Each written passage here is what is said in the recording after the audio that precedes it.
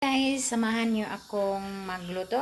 Magluto ako ngayon ng sinigang na isda. So, matagal ko na itong inaasam-asam na makaluto ng sinigang na isda. Kaya, samahan niyo ako.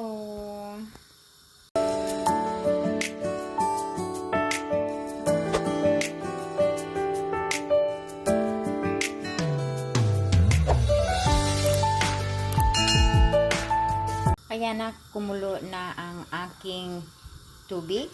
Nilagyan ko na siya ng sibuyas at saka luya. Una ko munang ilulunod ang aking sitaw. Malunod ko na ang aking sitaw. So, hayaan ko muna siyang lumambot ng konti. Pagkatapos ay aking isunod ang gabi. Yan. Palambutin ko muna siya. So, isunod ko naman ang aking radish.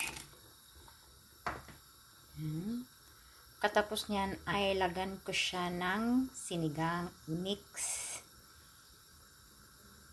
So, ilunod na natin ang ating sinigang mix. Nilagyan ko muna, inahalo ko muna siya sa mainit na tubig. Ayan. Pagkatapos na yung ating isunod ang talong.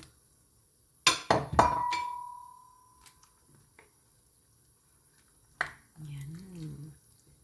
Sarap na siya, guys. Talong.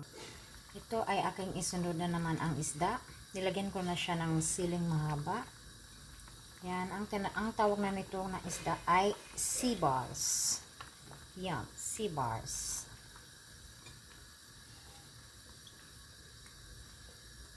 Yan.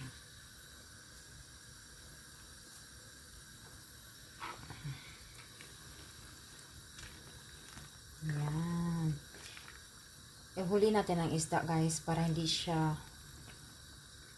ma-overcook.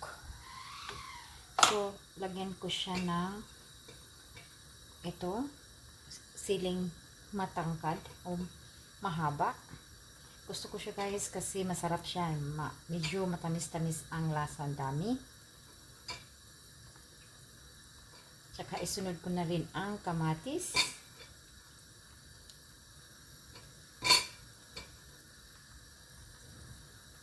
Kamatis. Yan.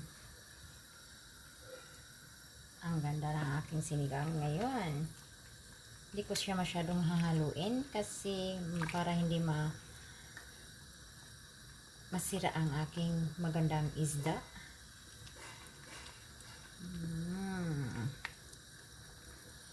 So, pakuluin muna natin siya. Ito ay ating isunod ang okra. Yan na. Masarap na siya. Masarap.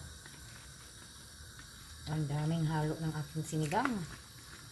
Kasi sa sinigang gusto ko lang ay ang gulay at sabaw.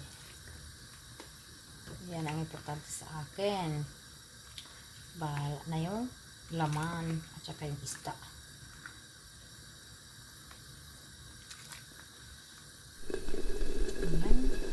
Ating pakukuliin ay tapos na. So, ang aking panghuli ay aking dahon. Wala akong kangkong o talbos ng kamuti. So, yan lang ang aking dahon. Pwede na rin yan. Kasi kung anong available dito, yan lang ang ginagamit ko. Wala akong sariling garden eh. So, next time. Kaya ready na para magkainan. Woo! Please support my YouTube channel, guys. Busy Jane TV. Send comment below so I can also